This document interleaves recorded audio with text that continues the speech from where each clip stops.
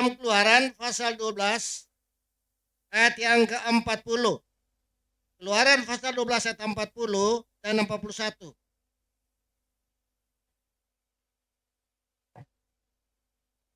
Keluaran 40, Keluaran 12 Langsung ayat baca 40. saja, langsung baca. Lamanya orang Israel diam di Mesir adalah 430 tahun. 30 tahun. Sesudah lewat 430 tahun, Ya. tepat pada hari itu juga keluarlah segala pasukan Tuhan dari tanah Mesir. Bangsa Israel di lembah Gosen 430 tahun. Lalu bagaimana ayat tema tadi di dalam Galati? Nah, kita harus pikirkan ya, bahwa mereka ada orang berpendapat bahwa itu sama. Sasaran Paulus bukan itu. Ini adalah perjanjian dari orang kafir menjadi orang yang percaya. Anak dari Terah. Terah anak dari Haran. Jadi Abraham adalah turunan yang ke-20 ya. Adam, Set, Enos, Kenan, Mahalalel, Yered, Henok, Lameh, Metusala, Lameh, Noh, Sem, Arfaksad, Sela, Eber, Pelek, Rehu, Seruk, Nahor, Terah, Abraham. Keturunan ke-20 janji itu muncul dari orang kafir. Abraham bukan umat Allah. Dari orang kafir karena bapaknya penyembah berhala. Tetapi Tuhan melihat ada ketulusan oknum tersebut pada keluarga Terah penyembah berhala. Maka Tuhan memanggil. Tuhan manggil kemana? Abraham tidak bertanya kemana. Tuhan cuma suruh pergi. Dan dia pergi. Inilah kepercayaan penuh Abraham kepada Tuhan. Artinya iman. Itu yang sedang terjadi. Perhitungan pada saat itu Abraham masih umur 75 tahun. 30 tahun kemudian berumur 105 tahun, maka janji itu dinyatakan melalui istrinya Sarah. Dan sampai Taurat diberikan di Sinai, kegenapan 430 tahun. Karena manusia itu di bawah hukum Taurat secara tertulis. Sebelumnya tidak tertulis, hanya lisan. Tetapi kedurhakaan bangsa Israel, maka terpaksa hukum ini harus ditulis di dalam 2 loh batu dan juga ditulis oleh Musa di dalam buku 5 kitab Kejadian, Keluaran, Imamat, Bilangan, Ulangan. Itu Taurat Allah, tapi salinan. Dan ada Taurat bayangan, ada hukum tradisi, ada hukum upacara, ada hukum kebangsaan Israel dan lain sebagainya. Nah, hukum bayangan ini surat-surat yang ditulis oleh Musa dan telah dipakukan di atas salib dalam Kolose pasal 2 ayat 14. Dipakukan. Kalau itu sudah dipakukan, berarti tidak berguna lagi. Kalau hukum Taurat yang ditulis oleh jari Allah itu yang dipakukan, berarti ada di dunia sekarang. Pertanyaan, kenapa hukum Taurat itu, hukum tabut itu ada di sorga? Itu di Wahyu 11 ayat 19. Maka terbukalah langit, Yohanes melihat, kelihatanlah tabut Allah. Ingat? Tabut Allah ada di dalam tabut perjanjian itu, hukum Allah itu, di dalam tabut itu ada hukum Allah, ada buli-buli emas, ada tongkat Harun. Tolong baca Ibrani pasal 8 ayat 9. Ibrani pasal 8 ayat 9.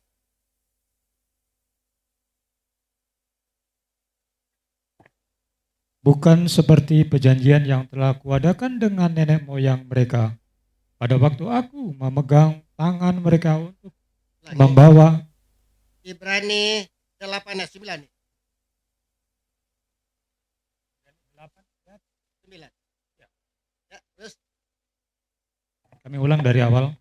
Bukan seperti perjanjian yang telah kuadakan dengan nenek moyang mereka pada waktu aku memegang tangan mereka untuk membawa mereka keluar dari tanah Mesir.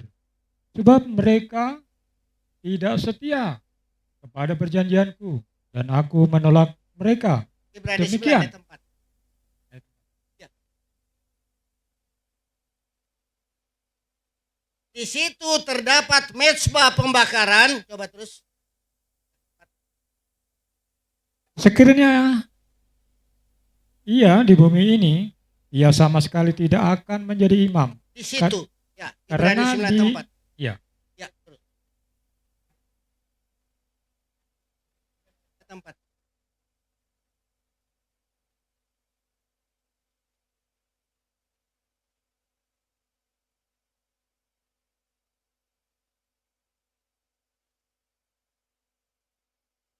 di situ terdapat mezbah pembakaran ukupan dari emas dan tabut perjanjian yang seluruhnya disalut dengan emas. Di dalam tabut perjanjian itu tersimpan buli-buli emas berisi mana, tongkat Harun yang pernah bertunas dan loh-loh batu yang bertuliskan perjanjian.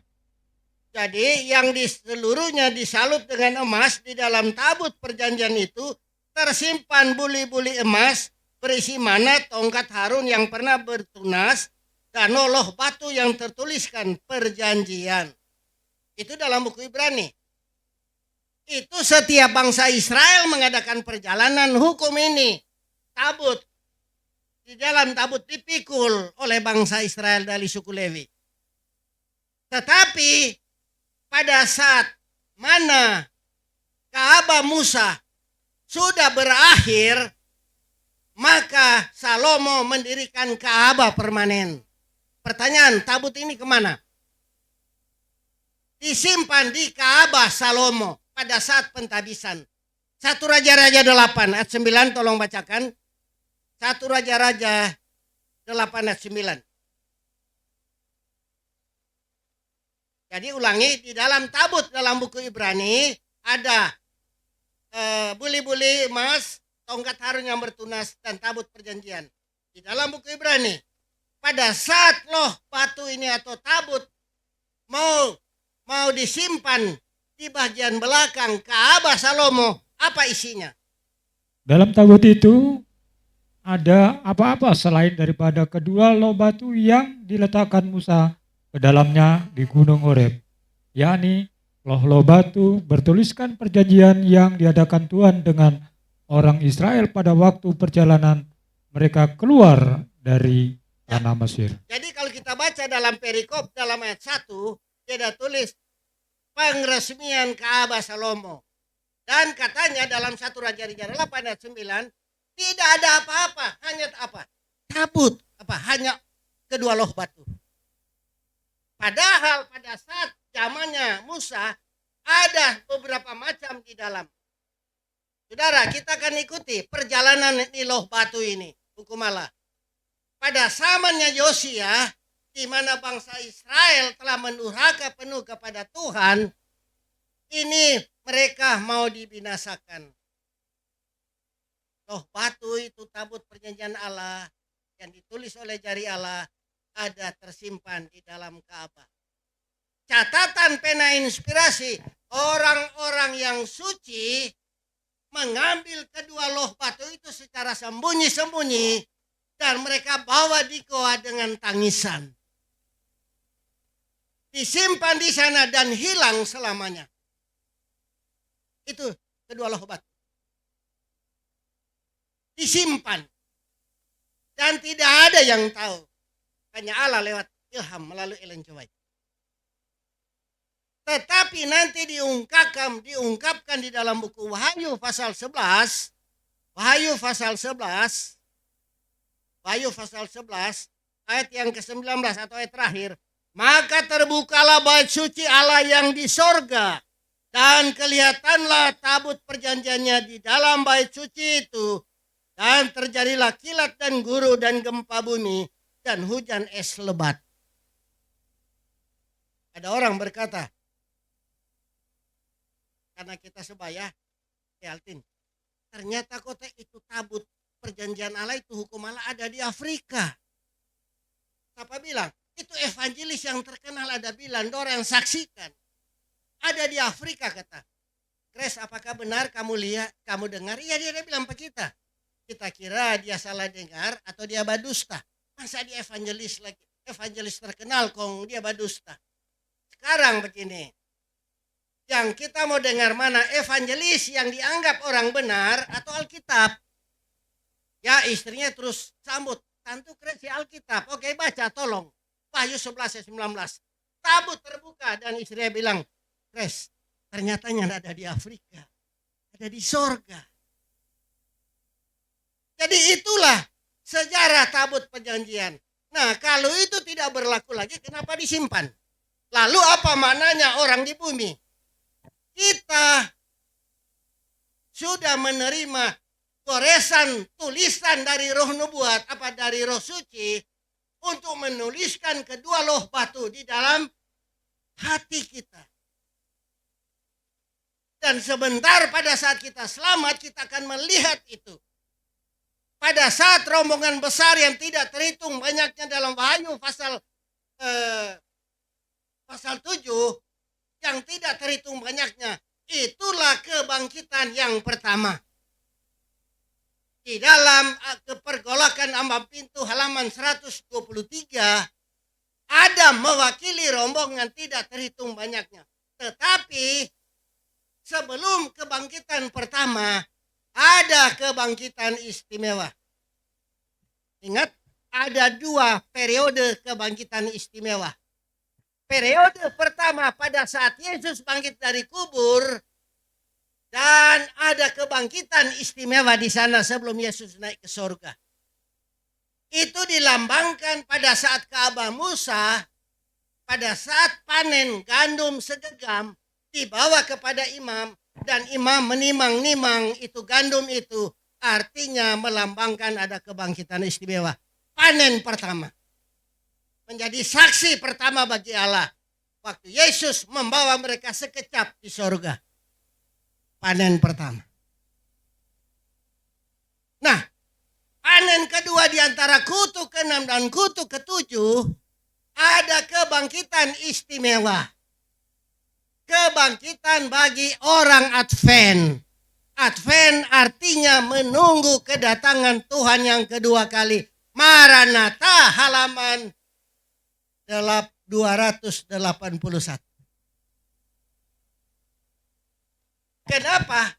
Di antara kutu ke-6 dan kutu ke-7 ada kebangkitan istimewa. Siapa yang dibangkit? Orang yang dibawa pekabaran malaikat ketiga yang memelihara Sabat akan dibangkitkan. Adalah keliru menyatakan orang Advent yang meninggal yang setia. Saya yakin ibu ini berada di liang lahat akan masuk pada kebangkitan pertama ajaran sesat. Dan banyak pendeta membawakan berita-berita ini yang dikarang, tidak terdapat dalam doktrin Alkitab. Sebab apa artinya Advent? Advent artinya menunggu kedatangan Tuhan yang kedua kali. Ya benar. Pada saat kebangkitan istimewa terjadi, genap 144.000 dalam Wahyu pasal 7. 144.000 ini akan mendengar apa yang didengar, sebab Yesus belum datang. Allah membangkitkan itu di dalam kubur yang mati di bawah pekabaran malaikat ketiga. 144.000 genap dengan yang masih hidup. Ellen G. White, Nyonya Hastings, Brother Nichols, James White, anaknya William masuk pada kebangkitan istimewa. Kenapa? Pada Maranatha halaman 287 pengumuman tanggal dan jam kedatangan Tuhan. Jadi orang Advent yang sudah bangkit, yang sudah mati akan mendengar tanggal dan jam kedatangan Tuhan. Mereka sudah tahu tanggal, mereka akan menghadap ke timur. Karena sudah mempelajari tentang Ka'bah Musa. Ka'bah Musa menghadap timur. Pintu sebelah timur 20 hasta dan hanya satu pintu. Biasa orang kalau bikin rumah ada berapa pintu? Ini 1, 2, 3, bisa dari belakang. Tetapi Ka'bah Musa hanya satu pintu, melambangkan satu-satunya pintu hanya lewat Yesus. Tidak ada lain. Hanya Yesus pintu itu. Nah, orang yang melanggar melakukan hukum pidana, dia harus dikejar dan harus dirajam dengan batu di zaman teokrasi. Zaman perjanjian lama.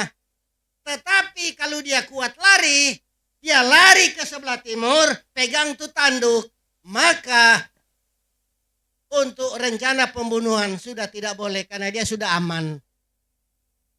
Dia sudah pegang tanduk melambangkan kota perlindungan. Tanduk dari suku Yehuda, Yesus. Yaitu Wahyu 5 ayat 5. Tetapi orang pelanggar Sabat tidak perlu dikejar, hanya dikurung dan tunggu perintah dari Allah. Kapan dia mau dieksekusi mati? Tidak ada alasan, tidak ada pengampunan. Betapa pentingnya hari Sabat ini karena itu adalah meterai. Walaupun hukum Taurat ini tidak menyelamatkan. Pada saat bangsa Israel menerima hukum Allah, mereka mengadakan mezbah pagi dan petang. Potong korban bakaran. Tiap hari, pagi dan petang.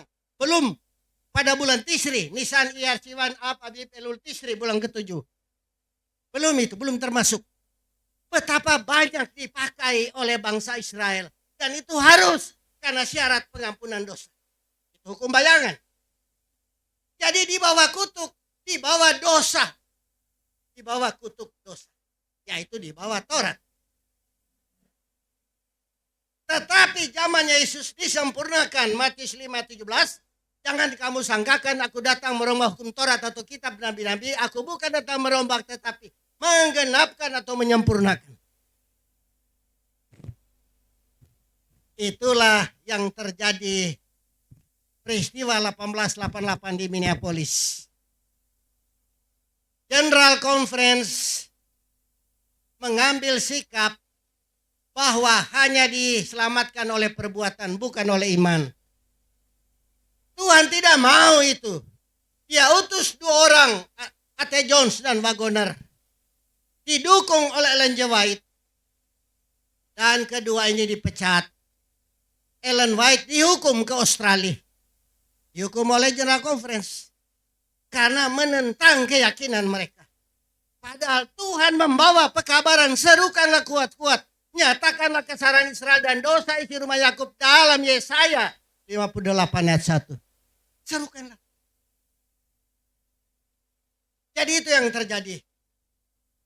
Dan ada juga beberapa menyatakan, oh, A.T. Jones dan Wagoner dipecat. Itu bohong. Sejarah Advent yang halaman 500 terakhir, 498 dan 499 di terakhir, sejarah gereja Advent sedunia, A.T. Jones meninggal dalam kesetiaannya walaupun tidak ada pengikutnya. Mereka bilang itu dipecat. Itu karena mereka tidak mau baca, kurang mau karang-karang itu cerita. Jadi sesudah sekalian, kita ini adalah keturunan daripada Abraham. Sebab keselamatan janji daripada Abraham. Kejadian pasal 17 ayat yang ke-9. Tolong bacakan.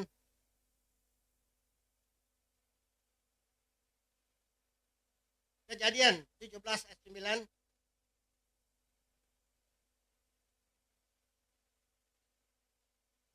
Lagi firman Allah kepada Abraham, dari pihakmu engkau harus memegang perjanjianku, engkau dan keturunanmu turun-temurun.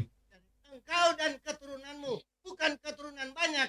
Memang dari Adam sampai Yesus 60 keturunan. Tadi kan 20 keturunan pada Abraham toh. Abraham dapat anak Ishak. Ishak Yakub, Yehuda, Perez, Hesron, Ram, Aminadab, Nason, Salmon, Boaz. Dan dari Boaz, Isai, Obed, Isai, Daud, Salomo, Rehabeam, Abia, Asa, Yosafat, Yoram, Usia, Yosafat, Yotam, Hizkia, Manase. Terus sampai kepada Yesus.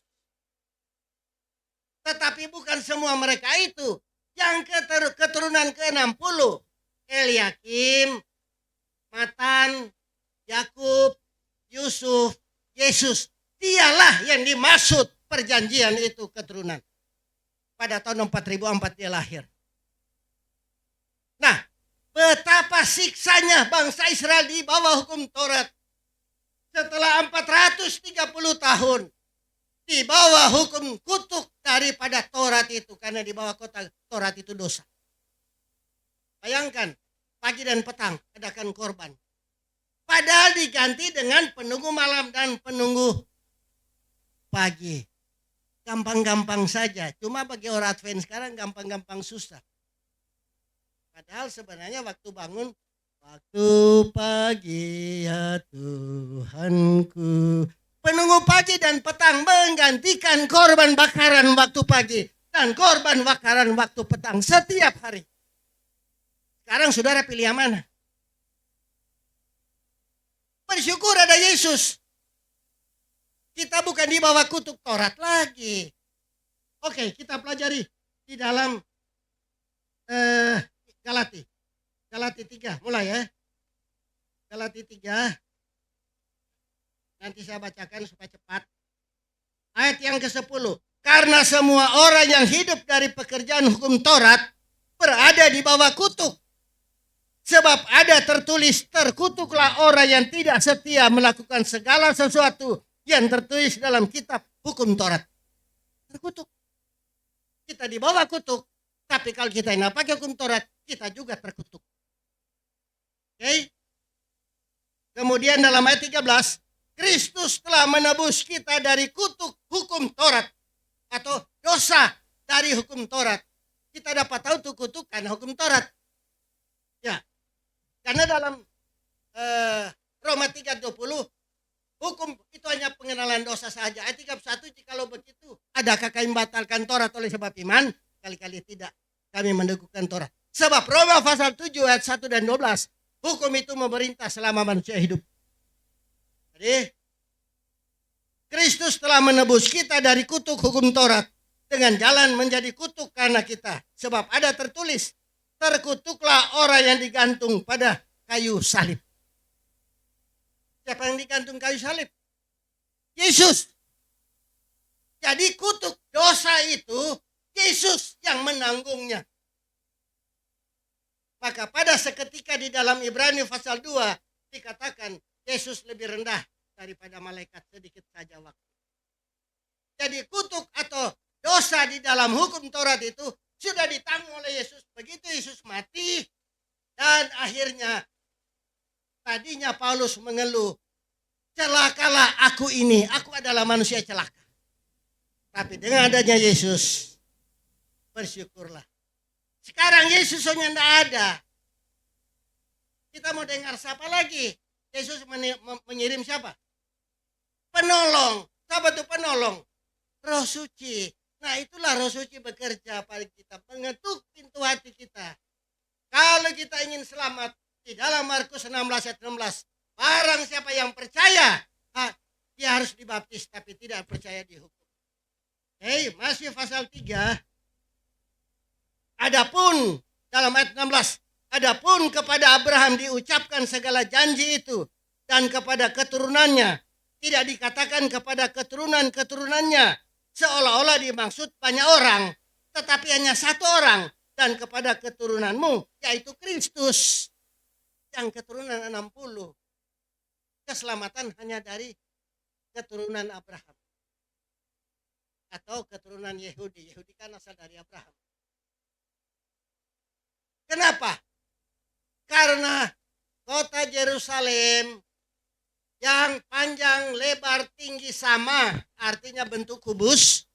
Bentuk kubus artinya panjang, lebar, tinggi sama.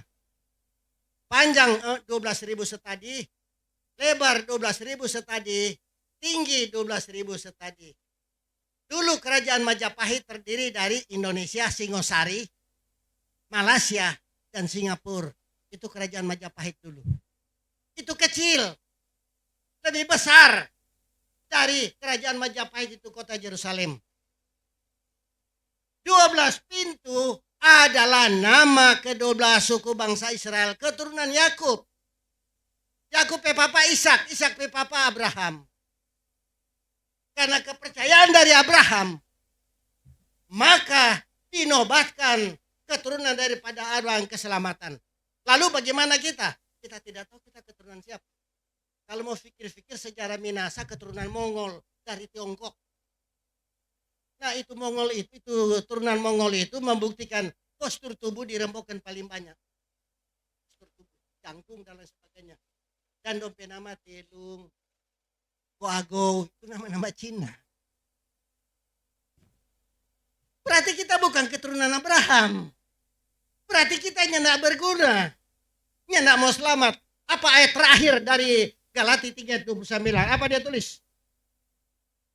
Dan jikalau kamu adalah milik Kristus, maka kamu juga adalah keturunan Abraham dan berhak menerima janji Allah.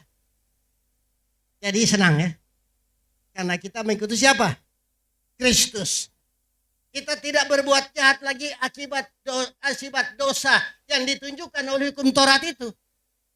Maka kita datang pada Kristus. Begitu kita datang kepada Kristus, mengikuti polanya, maka kita memantulkan citra Kristus. Dan akhirnya pada saat kedatangan Tuhan, tabaslah hamba yang setia. 430 tahun. Janji itu sudah hilang kekuatannya. Yesus yang ada sekarang, tapi dia mewakili Roh Kudus. Amin.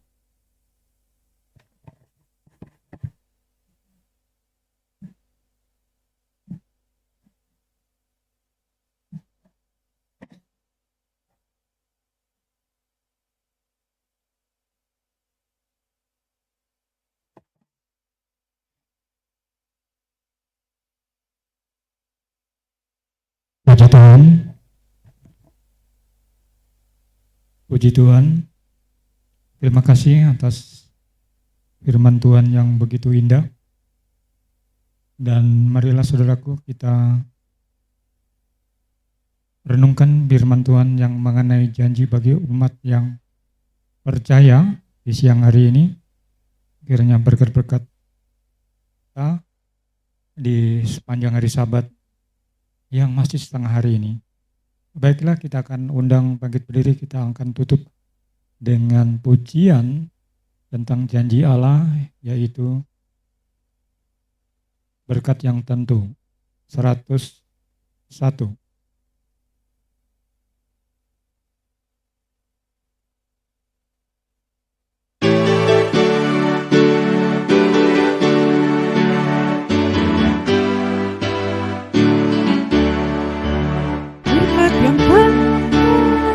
Janji Yesus menjadi milik kami, umat tebusan dari salah, disuci oleh darah Yesus. Kami masyarakat yang meninggal, memuji Yesus sepanjang hari. Kami masyarakat yang meninggal, memuji Yesus sepanjang hari. Berserah kami pada Tuhan, itu memberikan kebenaran.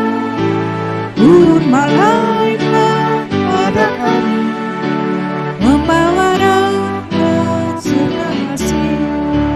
Kami masyarakat dan nyanyikan, memuji Yesus sepanjang hari. Kami masyarakat dan nyanyikan, memuji Yesus sepanjang hari. Berserah kami pada Yesus, damai bahagia diberikannya. Kami memohon pada Allah, turunkan kuasa dan anugerah. Kami maju dan nyanyikan, memuji Yesus sepanjang hari. Kami maju dan nyanyikan, memuji Yesus sepanjang hari. Kita akan berlutut berdoa, doa dipimpin oleh pembawa.